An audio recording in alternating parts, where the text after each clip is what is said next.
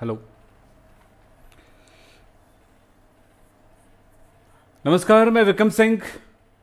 आज कोई स्लाइड नहीं, ओनली पढ़ाई। आज कोई स्लाइड नहीं, ओनली पढ़ाई।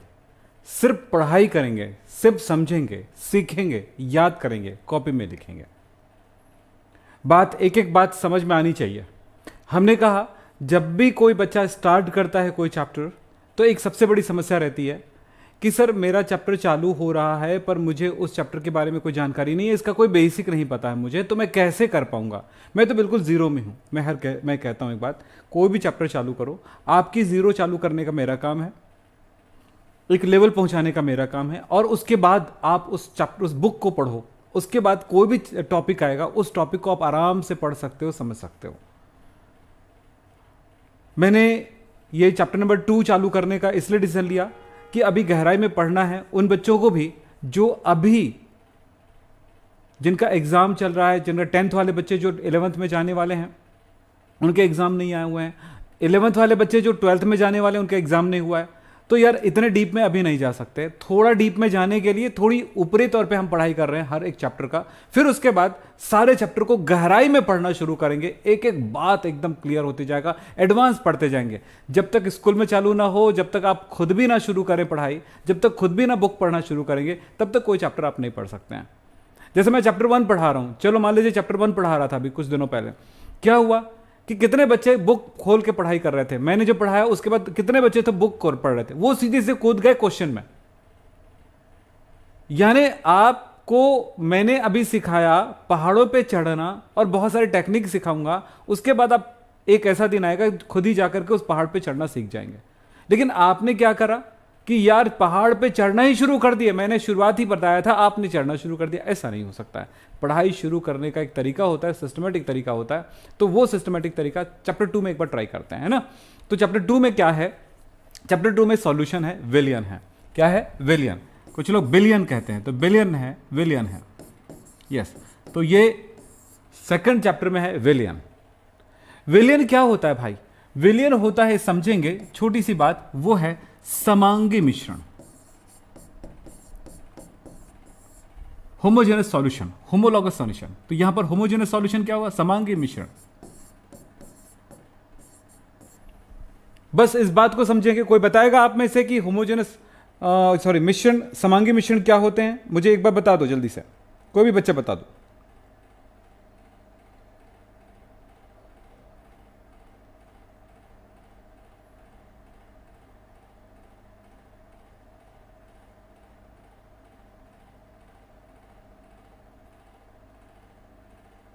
बोलो, होमोजेनस मिक्सचर, जल्दी बोलें, होमोजेनस मिक्सचर।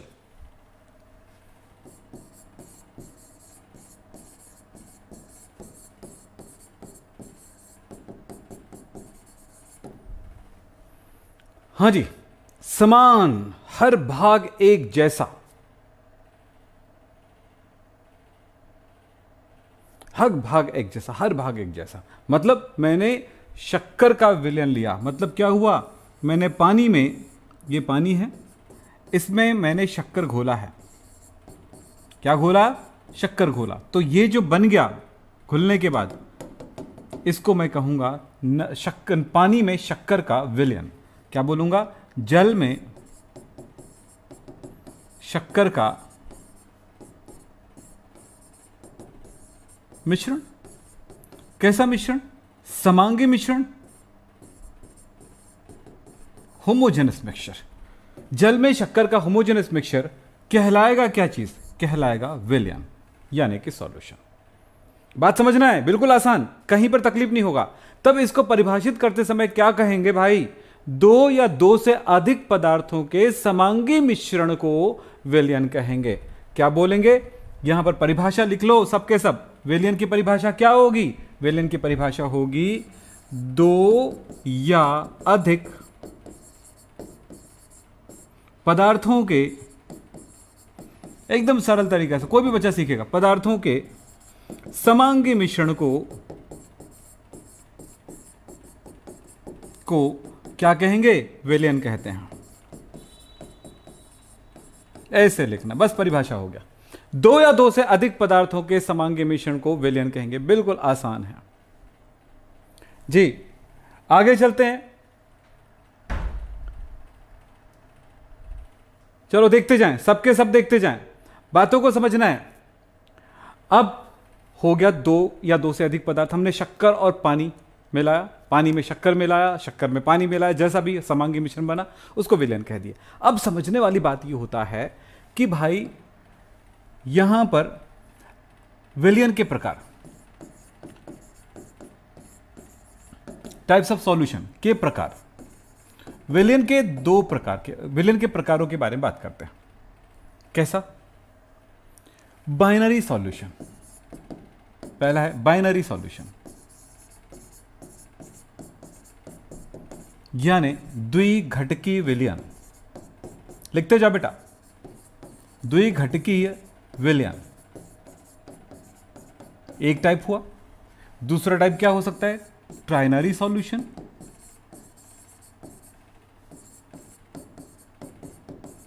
यानी त्रिघटकीय विलयन।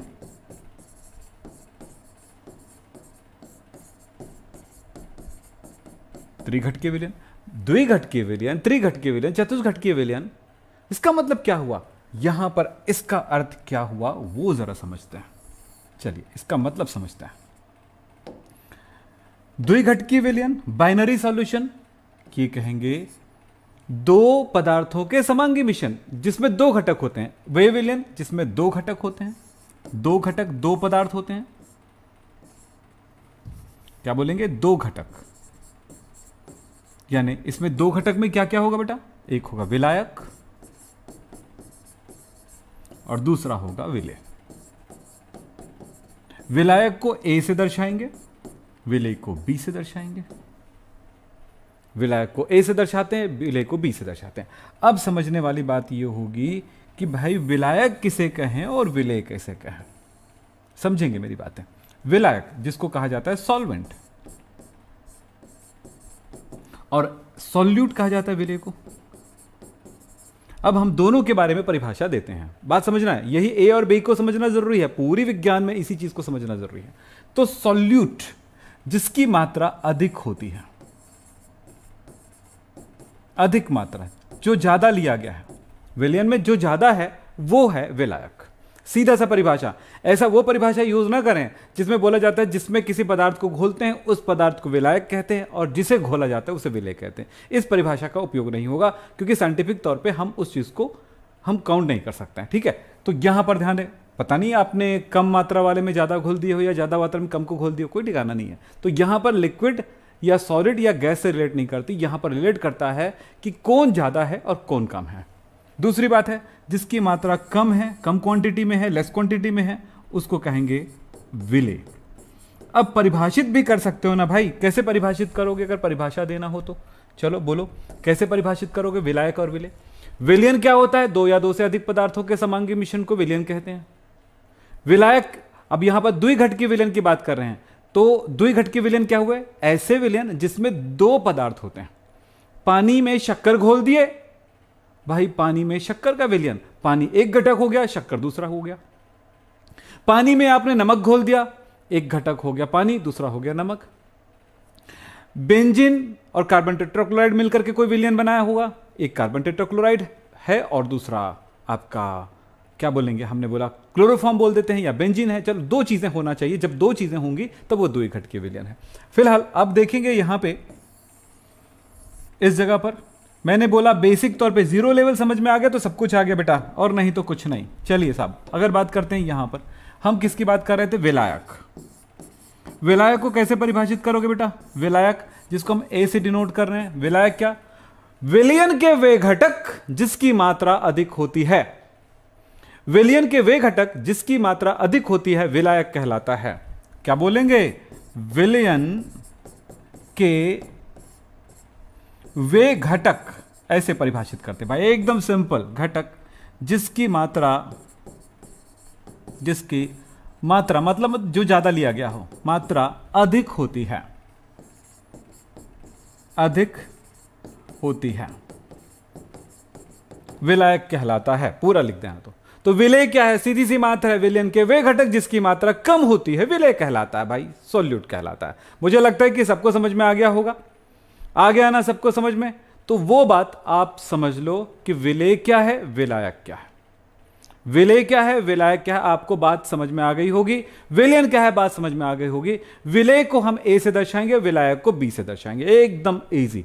अब जो बात कहने वाला हूं वो आपके काम में आने वाले हैं। बहुत सारे बच्चे मुझे बोलते हैं एक बात कि सर कुछ संकेत यूज करते हैं, भाई वो ही नहीं समझ में आता तो हम आगे प्रॉब्लम क्रिएट करते हैं, हमको प्रॉब्लम होने लगती है। तो बहुत बेसिक तौर पे एक बात बता दूं, आप समझेंगे। बेसिक बातें, बेसिक नोट्स, इनको नोट करके रखें। कुछ बेसिक बातें। पहली बात है कि इसके लिए कुछ संकेतों का उपयोग कर लें, कुछ संकेत जिसको कह सकते हैं सिंबल। इस सिंबल को समझें, क्या संकेत है। यहां पर हमने ए किसको बोले, बी किसको बोले, ए बी किसको बोले, यह समझ लो। ए का मतलब होता है सॉल्वेंट यानी कि विलायक। आपको क्लियर हो गया, विलायक। इसी तरह से ये क्या चीज है, बी है, विलेय को दर्शाएगा, सॉल्यूट को दर्शाएगा, नोट कर लो। और ये विलयन को दर्शाएगा, विलयन यानी कि सॉल्यूशन को दर्शाएगा। बिल्कुल आसान हो गया, देखो आप इतना। अब देखो और किन किन संकेतों का उपयोग करते हैं उनको आप देखते जाइएगा। हम इन संकेतों का उपयोग करते जाते हैं बार बार बार बार। हम उपयोग करते हैं यहां पर स्मॉल एन, हम उपयोग करते हैं यहां पर डब्ल्यू, हम उपयोग करते हैं कैपिटल एम, हम उपयोग करते हैं एक्स, हम उपयोग करते हैं वी। सीधा सा मतलब है इन चीजों का मतलब अगर आपको क्लियर है ये क्या चीज है तो कभी भी आप धोखा नहीं खाओगे, कभी भी आप पछाड़ा नहीं खाओगे, आप अपने क्लास में हमेशा नंबर 1 रहोगे। ठीक है, ध्यान दो, दोनों चीजें लिखें तो क्या होगा बेटा, एन, एन होता है मोल। मोल हिंदी में भी मोल कहते हैं, इंग्लिश में भी मोल कहते हैं, मोल को दर्शाने के लिए यूज करते हैं। ये डब्ल्यू होता है वेट या मास या द्रव्यमान, इसके लिए उपयोग करते हैं भाई। एम है अणुभार के लिए, आणविक द्रव्यमान। इसको किसके लिए उपयोग करते हैं, आणविक द्रव्यमान, अणुभार, इसके लिए उपयोग करते हैं। फिर बात आता है एक्स, मोल प्रभाज्य। इसी तरह से वी आयतन के लिए, आयतन, वॉल्यूम। नोट करो बेटा कॉपी में, मोल प्रभाज्य, मोल फ्रैक्शन कहते हैं। मोल प्रभाज्य को और एक शब्द देते हैं, मोल अंश, मोल अंश, मोल अंश कहते हैं, मोल अंश। चलिए, मोल फ्रैक्शन कहते हैं इसको। इस तरह से इन संकेतों का इस तरह उपयोग करते हैं। अब इन संकेतों को मिला करके भी उपयोग करते हैं, तो कैसे करेंगे? नोट कर रहे हो कि नहीं कर रहे हो भाई? नोट करना जरूरी, नहीं करोगे तो मुश्किल में पड़ जाओगे। मैंने कहा था बिल्कुल आपको, जो मैंने थंबनेल बनाया था, जो मैं फोटो बनाया था इस वीडियो के लिए शुरू में, उसमें मैं सामने ही लिख दिया था भैया पेन और कॉपी लेकर के बैठना, क्योंकि वो नहीं लिखोगे तो समझ में ही नहीं आएगी बातें जी। तो क्लियर है यहां पे। अब चलते हैं यहां पे एक और बातों की तरफ, वो है कि भाई इन चीजों का ऐसे उपयोग करते हैं, N A, N B, W A, W B, इसी तरह से एम ए, एम बी, ऐसे यूज करते हैं। ये संकेत समझना जरूरी है भाई, कॉपी में नोट करते जाएं। बहुत सारे बच्चों ने लिखा है यस सर, बहुत जरूरी है। 12th का न्यू बैच कब है? अरे भाई चल तो रहा है, क्या कर रहे हो अंकित जी? तो इसका मतलब क्या है, इसको देखो, इसको अगर हम शॉर्ट फॉर्म में इसको लिखें, एन ए मतलब होता है एन ऑफ ए। क्या मतलब हुआ? एन ऑफ ए। इसका मतलब क्या है? एन क्या है बेटा बोलो? एल है, मोल, मोल ऑफ ए। ए मतलब, ए किसको बोलते हैं? सॉल्वेंट को बोलते हैं, सॉल्वेंट कहते हैं ना। अब इसको हिंदी में लिखो, कैसे लिखोगे?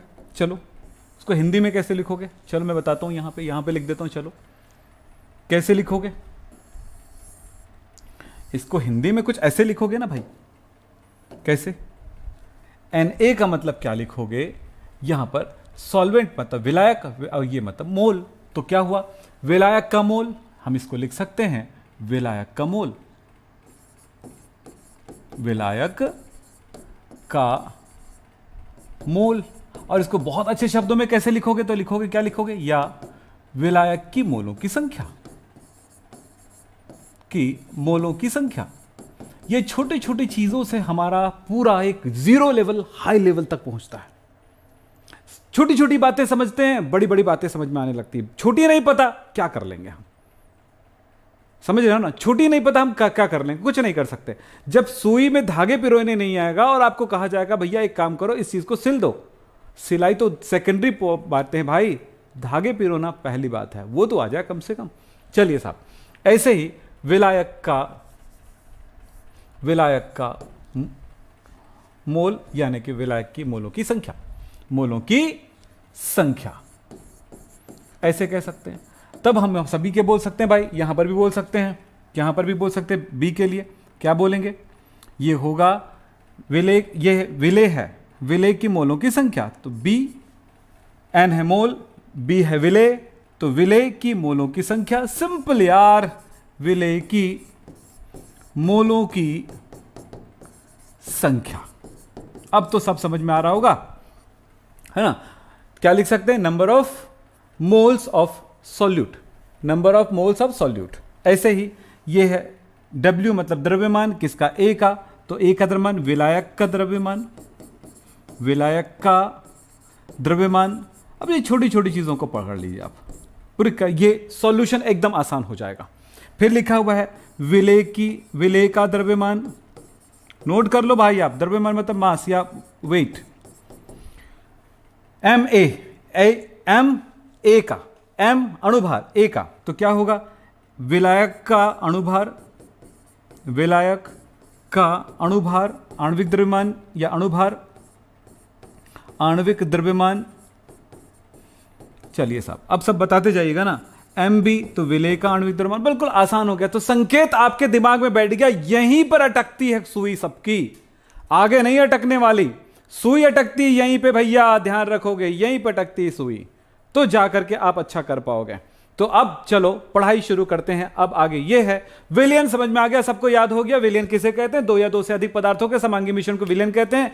जिसकी मात्रा अधिक होती है उसे विलायक कहा जाता है, जिसकी मात्रा कम होती है उसे विलेय कहा जाता है। विलयन में जिसकी मात्रा अधिक होती है विलायक कहलाता है, और विलयन में जिसकी मात्रा कम होती है विलेय कहलाता है। विलायक को ए से दर्शाते हैं, विलेय को बी से दर्शाते हैं भैया, और ये सारी संकेतों का उपयोग करना है हमको। तो चलें आगे बढ़ते हैं। अब चलें, हमारे पास अब जवाब है किस लिए, कि भाई हम ये समझें विलयन को सांद्रताओं, अलग अलग सांद्रताएं दी जाती है। आप जानते हो ना कॉन्सेंट्रेशन यूनिट्स क्या होते हैं, सांद्रता इकाइयां क्या होती है। आपने कई तरह के शब्दों को सुने होंगे, मोलरता, मोललता, मोल प्रभाज, ये सब सुने होंगे। तो ये सब क्या है, इससे रिलेटेड बातें हम करेंगे। उससे पहले एक छोटी सी बात आप सबको बता दूं। आप में से कई बच्चे होंगे जो अणुभार नहीं बता सकते हैं। अणुभार या मैं कहूंगा आणविक द्रव्यमान, इसको और किस नाम से जाना जाता है, इसको कैपिटल एम से दर्शाते हैं। इसको क्या कहते हैं, मोलार मास या मॉलिक्यूलर मास। सबसे अच्छा शब्द ये, ठीक है। ये क्या होता है भाई, ये होता है, इसको एम से दर्शा रहे, ये होता है, कैसे कैलकुलेट करेंगे, परमाणु भारों का योगफल। अब मुझे सारे बच्चों के बारे में पता है भारों का योगफल, कि सबको पता है अणुभार कैसे निकालते। जैसे मैं आप सबसे पूछूं भैया H2SO4 का अणुभार निकाल सकते हो क्या, तो m ऑफ H2SO4, तो आप कैलकुलेट करके मुझे बता दो। m of CO2, m of H2O, मतलब CO2 का अणुभार, H2O का अणुभार, बता दो बेटा, जल्दी जल्दी बता दो, चलो सब बता दो। इसी तरह से m ऑफ H2SO4, सबका बता दो फटाफट, मुझे पता है कि सबको पता है। एक बात हर बच्चे को पता होगा, तब ये सब काम कर सकते हैं, वो पता होना चाहिए आपको। क्या पता होना चाहिए, परमाणु भार, परमाणु भार पता होना चाहिए। परमाणु भार को ए से डिनोट करते हैं। तो अगर मैंने लिखा m कोई तत्व है, उसको ए और यहां पर z, तो ये परमाणु भार को दर्शाता है और ये परमाणु क्रमांक को दर्शाता है। यहां पर मैं कुछ तत्वों को लेकर चल रहा हूं, हाइड्रोजन, ऑक्सीजन और सल्फर। हाइड्रोजन के लिए आपने याद किया 1 ऑक्सीजन के लिए याद किया है 8 16 और सल्फर के लिए याद किया आपने 16 32। तो परमाणु भार ऊपर की तरफ दिया गया है, इसी परमाणु भार को उपयोग करना है आपको। चलिए, कितने बच्चे हैं जो बता सकते हैं किसका परमाणु भार कितना है? मुझे लगता है कि सारे बच्चों ने बता दिया। यही है आप पहला कदम आगे बढ़ा चुके हो। मुझे याद है वो दिन जब मैंने पहली बार ये पढ़ाया यूट्यूब पर ऑनलाइन लाइव क्लासेस, तो मैंने देखा कि अधिकांश बच्चों को अणुभार निकालना नहीं आ रहा था। मैं उस दिन दंग रह गया कि बच्चे कहां हैं भाई, क्या कर रहे हैं, छोटी छोटी चीजें क्यों नहीं आती है। ये आज एक बड़ी क्रांति आई है भाई, एक बड़ी क्रांति आई है कि हर गांव का बच्चा आज यूट्यूब देख रहा है और उसने हमारे चैनल को भी देखा है और उसको आज अणुभार निकालने आ रहा है। बड़ी चीज है, छोटी सी चीज है सुनने में कि अणुभार नहीं आता, लेकिन असल कहानी यह था कि उसको अणुभार नहीं पता था, परमाणु भार नहीं पता था, पीरियड टेबल नहीं आता, कुछ भी नहीं था। आज वो बच्चा सीख गया, आज वो बच्चा समझ गया। मैं आज एक बड़ी चीज बोलना चाहूंगा। एक बच्चे ने मुझे कॉल किया कि सर मैं आज फिजिकली जो है तकलीफ है मुझे और मैं क्लास नहीं कर पा रहा हूं। तो मैंने कहा भैया आप मेरे क्लास ले लो फ्री में, लेकिन एक बात है कि मैंने कहा बेटा कुछ तो गुरु दक्षिणा दे देना, क्योंकि जब तक गुरु दक्षिणा दोगे नहीं तब तक तुम्हारे उसमें मन नहीं लगेगा। वो बच्चा डिसेबल है, फिजिकली डिसेबल है, मतलब उसे किसी के एक्सीडेंट में उसके दोनों टांग चले गए। तो मैं नाम नहीं बताना चाहूंगा उस बच्चे का। तो मैं कहता हूं अच्छा घर की हालत बहुत खराब है, गरीब बच्चा है, उसका घर मैंने देखा छप्पर सा है, फोटो भी मैंने उसका देखा और उसके सारे प्रमाण पत्र देखे। तो बात बता दूं, ऐसे बच्चों को हेल्प करने के लिए मैं आपके सामने बैठा हूं।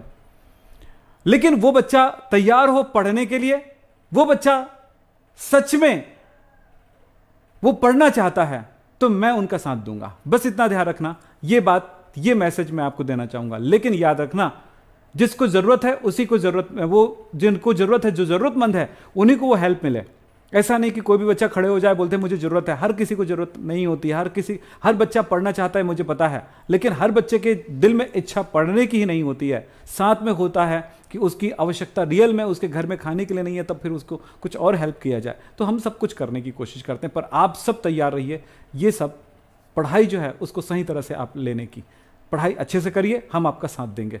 तो मैंने उन बच्चों को कहूंगा जो पढ़ने के लिए यहां बैठा है, यूट्यूब माध्यम है, लेकिन कुछ बच्चों के लिए जो मैंने पेड कोर्स लगाए हैं, उन बच्चों को भी जिनको जरूरत है इस कोर्स की, वो अप्लाई कर सकते हैं, ये ध्यान रखिएगा। लेकिन बात यही है कि वो एकलव्य की तरह पढ़ाई करें, दिल लगा के पढ़ाई करें और सक्सेस उनके हाथों में लगे।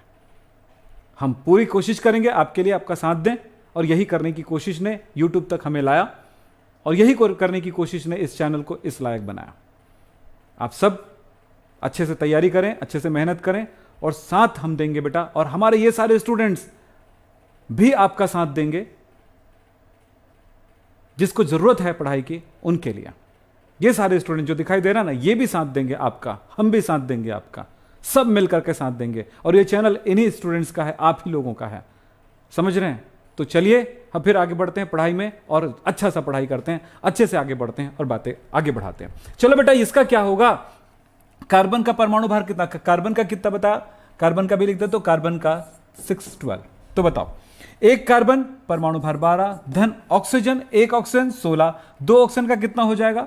देखो 16 एक ऑक्सीजन का इंटू 2, क्योंकि दो ऑक्सीजन है, तो कितना हुआ 12 धन 32 बराबर कितना होता है? 44 होता है, 44 अणुभार। H2O, H का कितना 1, एक H का, तो 2 H का हो गया इंटू 2 प्लस ऑक्सीजन का होता है 16, तो हो गया 2 धन 16 बराबर कितना हो गया? ये हो गया 18, ये Mu। फिर इसी तरह से H2SO4 का कितना हो जाएगा? H2SO4 का एक H का 1 इंटू 2 धन सल्फर का होता है 16, तो ये सल्फर का होता है 32 32 प्लस ऑक्सीजन का होता है 16 और इंटू 4। अब कितना हो गया बेटा? देखो तो कितना हो गया? 2 प्लस 32 प्लस 64 और ये हो गया 98। तो इसका 98 सारे बच्चों ने बता दिया। यही तो खास बात है, यही तो हमारे चैनल का चैलेंज था कि भाई हम बच्चों को वो देंगे कि वो बेसिक तो कम से कम सीख जाए। बेसिक सीख जाएगा यार, जीरो सीख जाएगा, बच्चा आगे बढ़ जाएगा, बहुत आगे। भाई उसको चलने तो आ जाए, दौड़ना भी सीख जाएगा। तो वो है हमारे बच्चे, ये सारे बच्चे देखिए आज दौड़ रहे हैं, बहुत अच्छा कर रहे हैं। बेटा क्या नाम है, ललिता चौधरी। 130 नहीं होगा बेटा, 98 होगा, ध्यान रखेंगे ना, गलती हो गई आपसे, ठीक कर लीजिए। चलो आगे चलते हैं, फिर बातें करेंगे। ये अणुभार आगे आपको निकालने, बस एक शब्द और जानना जरूरी है, वो है इसी के बाद होता है मोल। इसके बाद एक शब्द आता है मोल। मोल क्या है, कुछ नहीं जानना, सिंपल सी बात है। मोल को स्मॉल एन से दर्शाते हैं भैया, और मोल होता है मास बाय अणुभार। द्रव्यमान बटा मोल जो है क्या है, मैंने बोला द्रव्यमान। द्रव्यमान किसमें भैया, ध्यान रखना, ग्राम में, इन ग्राम, ग्राम में बटा अणुभार। अगर अणु है तो अणुभार, यौगिक है तो अणुभार, कंपाउंड है तो अणुभार, और अगर वो परमाणु तत्व है तो परमाणु भार। ठीक है, तो किसी भी अणु का, किसी भी कंपाउंड का हम क्या निकाल सकते हैं, ग्राम में द्रव्यमान बटा अणुभार लिख दें तो मोल निकल जाएगा। सिंपल बात है भाई। देखो मैंने लिखा भाई, चलो मैंने लिख दिया 80 ग्राम,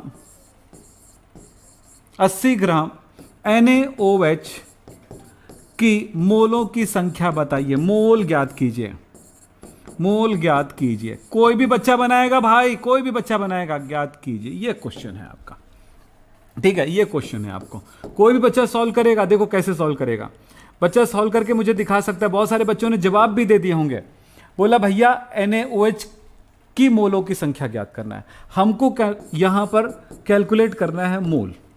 हमें दिया गया है W, दिया गया है द्रव्यमान, दिया गया है 80, क्योंकि मोल बराबर क्या फॉर्मूला याद किए थे, W/m। अब सवाल होता है कि भाई m कहां से लाएं, m मिलेगा NaOH से, तो m ऑफ NaOH, तो NaOH में सोडियम का होता है, सबको याद है 1123, ऑक्सीजन का 816, हाइड्रोजन का 1 चलो सोडियम 23 प्लस ऑक्सीजन है 16 प्लस हाइड्रोजन का है 1, तो टोटल कितना हो गया, 23, 16, 1 कितना हो गया, 40। तो ये हो गया m की वैल्यू 40। अब आप फॉर्मूले में वैल्यू पुट करो, फॉर्मूला है W/m, तो फॉर्मूले में n इज इक्वल W की वैल्यू कितनी 80 है और m की वैल्यू 40 है, तो हो गया 2 मोल। कितने सारे बच्चों ने बता दिया, देखो यही तो है कमाल। बेटा लाइक तो कर दो यार, ताकि हम भी उत्साहित हो जाएं, बच्चों ने हमें अच्छा कहा है। ठीक है, चलो, तो इस तरह से 2 मोल हुए। यह है विलियन की शुरुआत, सॉल्यूशन का 0 पॉइंट। विलियन चैप्टर नंबर 2 क्लास 12वीं का शुरुआत, पूरी शुरुआत इसकी न्यूमेरिकल से होती है भाई।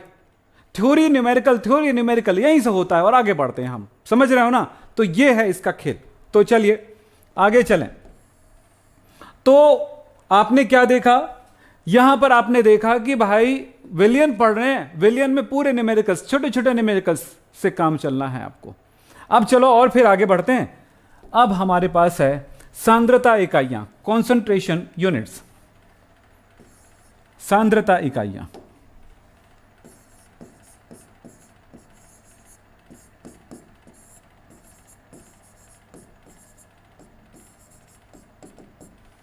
कॉन्सेंट्रेशन यूनिट्स,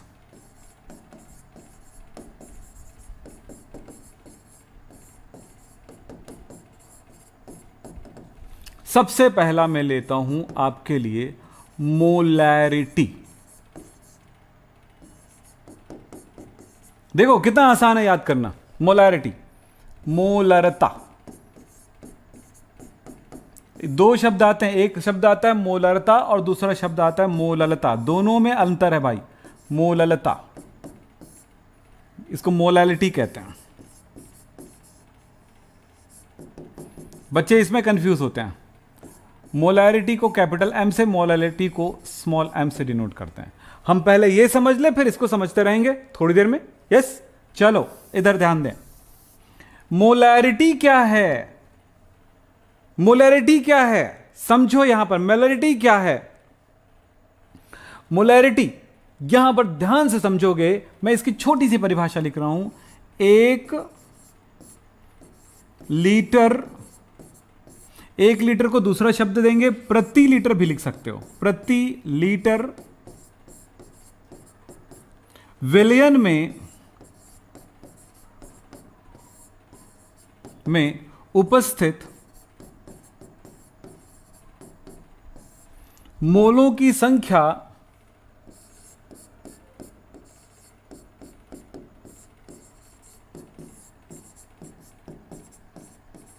एक लीटर विलयन में उपस्थित विलेय की मोलों की, 1 लीटर विलयन में उपस्थित विलेय की मोलों की संख्या, विलेय की मोलों की संख्या को दर्शाते हैं बेटा जी हम लोग स्मॉल एन ऑफ बी का, विलेय का मोल, ये लिखना है आपको। मुझे न्यू बैच के लिंक का, कोर्स का क्या भेजिए, कोर्स का लिंक भेजिए। आप एक काम करें, कल कॉल कर लीजिएगा इस नंबर पे सुबह 10 बजे से शाम को 5 बजे के बीच। एक बच्चा बोलता है सुबह 10 बजे से 5 बजे के बीच, तो मैं कितने बजे कॉल करूं? मैं तो बोल रहा हूं ना सुबह 10 बजे से 5 बजे के बीच। तो फिर बोलता है वो बच्चा, सर कितने बजे बताओ ना। तो मैं बोला 10 बजे कर सकते हो? नहीं कर सकता हूं। कितने बजे कर सकते हो? सर आप बताओ ना। बोलते हैं मतलब क्या बुद्धि है यार, क्या इंसान है यार वो, समझो, समझ में नहीं आता है। तो सुबह 10 बजे से 5 बजे के बीच का मतलब ये होता है कि आप 10 बजे कर सकते हो, 10:15 बजे कर सकते हो, 10:30 बजे कर सकते हो, 2 बजे कर सकते हो, 3 बजे कर सकते हो, 4 बजे, जितना बजे कर सकते हो, 5 बजे कर सकते हो, 6 बजे। तो ये हमने बोला वैसे 6 बजे तक चलता है, लेकिन आप कर सकते हो सुबह 10 से 5 बजे के बीच, अच्छे से बात हो सकती है। 3:30 बजे स्कूल से आते हो उस टाइम कर सकते हो, तो अपनी मर्जी भाई, थोड़ा समझो यार, ठीक। तो क्या बोला, 1 लीटर विलयन में उपस्थित विलेय की मोलों की संख्या को विलयन की मोलरता कहते हैं। मोलरता कहते हैं। कितना आसान है, समझो कितना आसान है, कितना आसान है। देखो इसका मतलब क्या है, मोलरता को किससे दर्शा रहे हो? कैपिटल एम से दर्शाते हो। तो क्या लिख सकते हो, मोलरता इज इक्वल टू विलेय की मोलों की संख्या को, देखो इसको भूल जाओ, विलेय की मोलों की संख्या को विलयन की मोलरता कहते हैं। विलेय की मोलों की संख्या को किससे दर्शा रहे हो? एनबी से। तो मैं कह रहा हूं विलेय की मोलों की संख्या को मोलरता कहते हो, लेकिन कितना? 1 लीटर। एक मतलब होता है प्रति, प्रति मतलब होता है डिवाइडेड बाय, भाग दोगे इसको। लीटर क्या होता है, किसका आयतन होता है? कि सर किसकी इकाई होती है? आयतन की इकाई होती है। तो आयतन नीचे आएगा, तो विलयन का आयतन, विलयन का आयतन, सीधा सा मतलब है भाई साहब। रट्टा मारो तो रट्टा मारो, नहीं तो फिर बिल्कुल साफ नजर आ रहा है। विलेय की मोलों की संख्या 1 लीटर में, 1 लीटर प्रति मतलब यही होता है। तो ठीक है, इसको हम वी से डिनोट करेंगे। हम लिख कैसे सकते हैं बेटा इसको, कैसे लिख सकते हैं? देखो तो लिख के देखें आप। और कैसे लिख सकते हैं? m is equal to N B by V. V है विलयन का आयतन, जैसे कि शुरू में बताया था मैंने आपको यहां पर। और ये है किस में? लीटर में, इन लीटर, ये लीटर। अब देखो क्या क्या लिखा जा सकता है, क्या क्या समझा जा सकता है। हमने थोड़ी देर पहले समझा था n is equal to W by M. इसका उपयोग कर लें, ये b के लिए है, तो N B is equal to W B by M B होगा। तब हम यहां पर इस चीज को रख सकते हैं, तो हो गया m is equal to N B का क्या मिला? W B by M. तो मैंने लिख दिया W B by M divided by V in litre. फिर क्या लिख सकते हैं हम? m इज इक्वल टू, देखो कितना बारीकी से बता रहा हूं भाई, कोई भी गधा बच्चा समझ लेगा। यहां पर मैं कोई किसी बच्चे को गधा नहीं बोलता, इसलिए कि उसको एक्चुअली बेस नहीं मिला, इसलिए तकलीफ है उसको। उसके बेस को ठीक कर दे रहा हूं ना भाई, आपके बेस को ठीक कर दे रहा हूं ना, कभी तकलीफ नहीं होगी आपको पढ़ाई में। तो इसलिए इसको बोल रहा हूं कि आप कभी मत समझो कि आपको नहीं समझ में आएगा। इन लीटर, लीटर को एल से लिख दिया मैंने, लीटर में ही रखना है। अगर आपको वैल्यू में एमएल में दिया गया है तो उसको लीटर में कन्वर्ट करके यहां पर डालना है। तो एमएल को लीटर में कन्वर्ट करने के लिए 1000 से डिवाइड करते हो, तो हम यहां पर हो जाएगा। अगर इसको एमएल में लिखूं तो 1000 से डिवाइड करना पड़ेगा। तो m is equal to W B by M B into V. V किस में दिया गया हो? यदि इन एमएल में दिया हो, मिलीलीटर में दिया हो, तो मैं इसको 1000 से डिवाइड करूंगा तो फिर लीटर बन जाएगा ये। सो मैं नीचे कहां डालूंगा? ऊपर ही आएगा फिर उसके, मतलब ये हुआ। तो ये चला गया, तो ये फॉर्मूला होता है। तो अब सारे बच्चों को याद हो चुका formula, m is equal to, यानी कि मोलरता is equal to W B into 1000 divided by M B into V in ML. याद हो गया? याद कर लो। 11th में भी है भाई, 11th की पढ़ाई मैं चालू कर रहा हूं 1 अप्रैल से। ध्यान रखो, पेड कोर्स वाले बच्चे भी आ सकते हैं अपने, और जो फ्री वाले बच्चे हैं जो यूट्यूब में जो चल रहे हैं वो भी आ सकते हैं, सारे बच्चे आ सकते हैं। सारे बच्चों के लिए मैं दे रहा हूं क्लासेस 1 अप्रैल से। और यहां पर जो हमारे बच्चे जो ज्वाइन हो चुके हैं पेड कोर्स में, उनको मैं बोलूंगा कंग्रेचुलेशन, क्योंकि वो बहुत बढ़िया क्लास आप ज्वाइन किए हो। और हाँ, हमारे पास अभी बायोलॉजी की भी ज्वाइनिंग शुरू हो गई है। जो बच्चा चाहे तो बायोलॉजी का ज्वाइनिंग कर सकते हैं, और बायोलॉजी की क्लास आप सब देख भी रहे हैं। तो यही चीज कह रहे हैं कि आप हमसे हमारे नंबर पे कॉल करिएगा जो नीचे लिखा हुआ है, उस नंबर पे कॉल करके बायोलॉजी की ज्वाइनिंग भी कर सकते हैं। केमिस्ट्री की ज्वाइनिंग शुरू हो गया है, बहुत सारे बच्चों ने एडमिशन ले लिया है, और आप भी ले सकते हैं। उन्हीं बच्चों में शामिल हो जो बहुत अच्छा पढ़ाई करना चाहते हैं। तो चलिए साहब आगे की बात करते हैं। हाँ जी, तो ये हो गया। हाँ, ये 11th में भाई कौन है भाई? सीतू कुमार कह रहा है कि जो 11th में हो। कौन है भाई? आलोक कह रहा है कि जो 11th में वो पढ़ाइए। 11th में है, ये टेंशन मत लो, सारी चीजें 11th में, चैप्टर नंबर 1 में पढ़ाई होती है इसकी। तो चलिए हो गया क्या ये? तो यहां पर हमने देखा ये फॉर्मूला हुआ। क्या फॉर्मूला है बेटा? किसका हुआ? मोलैरिटी का। तो मोलैरिटी ये हुआ, नोट कर लिया सबने। अब मोलैलिटी कर देंगे। चलिए देखें मोलैलिटी।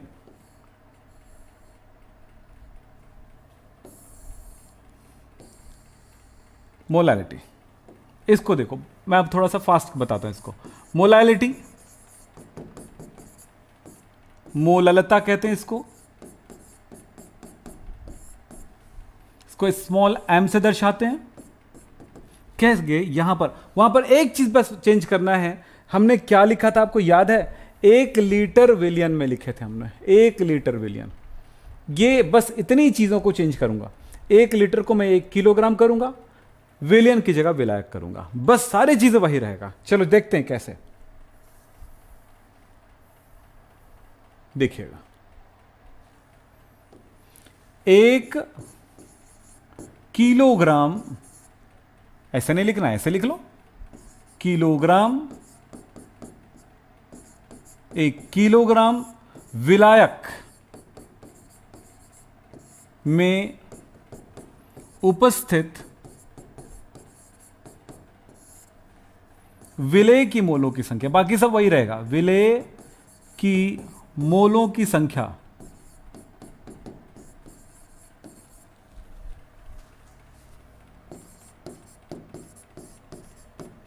को विलयन की मोलरता कहते हैं। मोललता, विलयन की मोललता कहते हैं।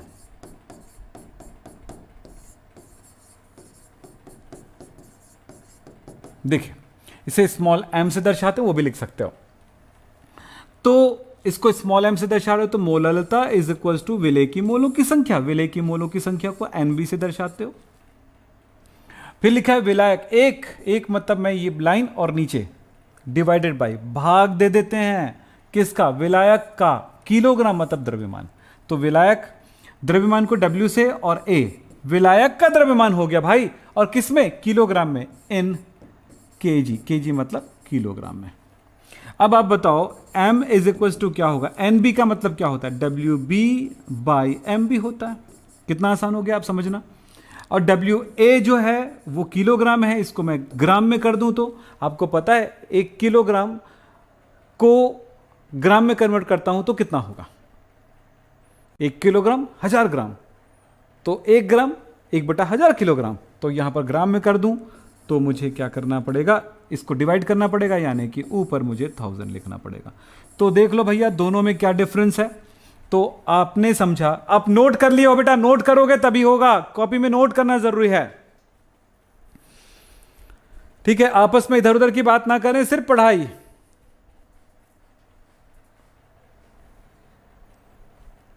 हाँ जी,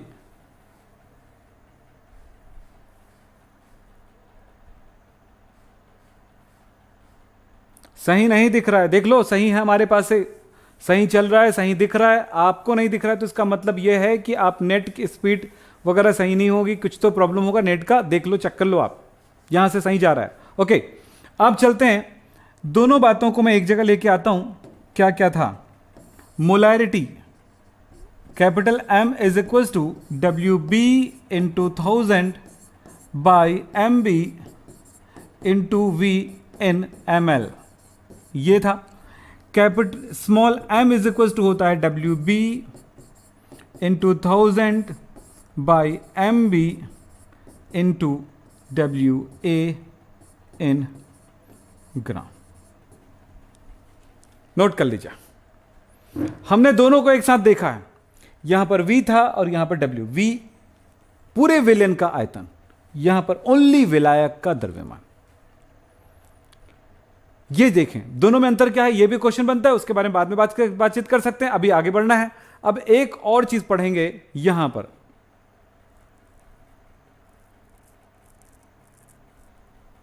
चलिए नीचे चलता है अगले टॉपिक पे।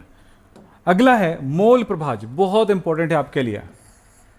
मोल प्रभाज्य जिसको कहते हैं मोल अंश, कॉपी में नोट करो,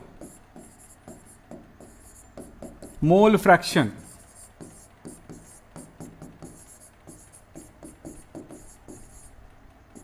इसको दर्शाया जाता है x से।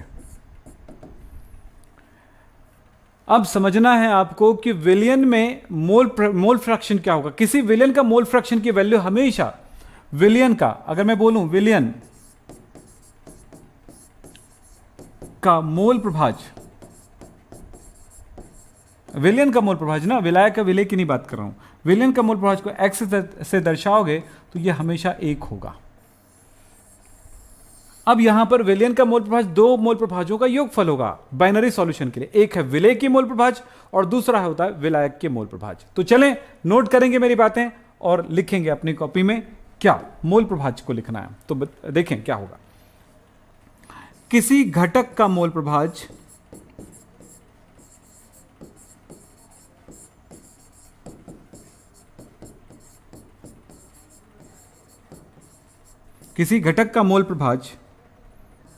उसके मोलों की संख्या, लिखो बेटा, उसके मोलों की संख्या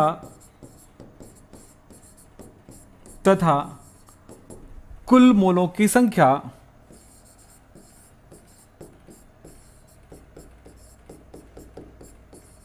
की संख्या का अनुपात होता है, रेशियो अनुपात होता है। जैसे एक एग्जांपल पे यहां पर बात करते हैं, देखिए चलिए। मैं अगर ये बोलूं कि मेरे पास घटक है A, घटक मतलब समझते हो ना, कंपोनेंट, यानी जिससे विलयन बना होता है। अगर मैं बाइनरी सॉल्यूशन की बात करूं तब बाइनरी सॉल्यूशन में, द्विअंगी विलयन में क्या होगा, घटक A का मोल प्रभाज्य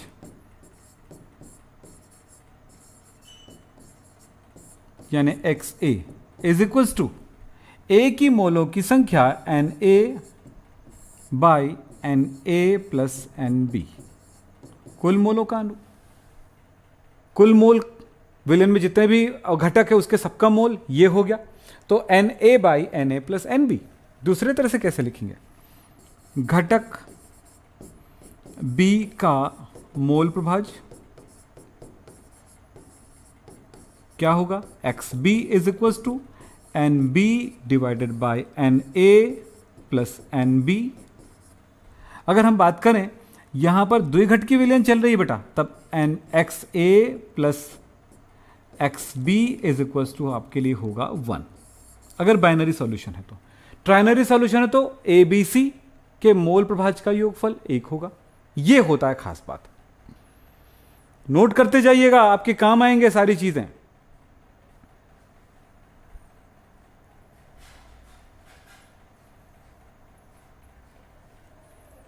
हाँ जी, तो यह है आपका मोल प्रभाज्य, समझे।